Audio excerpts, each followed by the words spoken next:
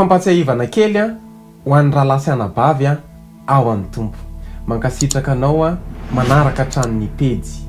Raha mbola tsy abonné amin'ny pejy ianao dia manasa anao isabonina amin'ny pejy satria isan-kerinandro izahay dia mamoaka vidéo tahaka izao.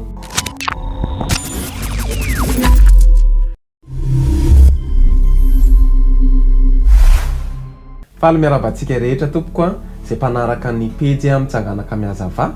Misy fampatsiahivana vitsivitsy reto ho an'ny rahalasy anabavy ao amin'ny tompo.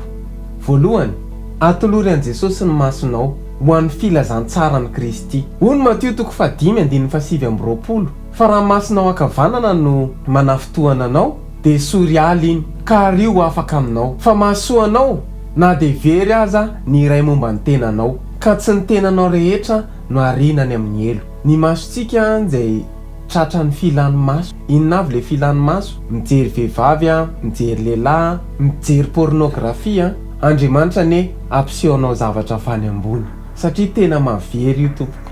Faharoa, ny sofina nomen'Andriamanitra anao dia atoloro amin'ny filazantsara. Ny Romana 10:7-20. Koa ny finoana dia avy amin'ny toroteny ary ny toroteny kosa dia avy amin'ny tenin'ny Kristy. Ny finoana dia avy amin'ny zavatra ianona satria io sofina io ihany no mihaino fanaratsiana, mihaino fosafosa sy ny sisa sy ny sisa. Nefa ny sofintsika tokony liana mihaino tenin'Andriamanitra, tokony liana mihaino ny feon'Andriamanitra.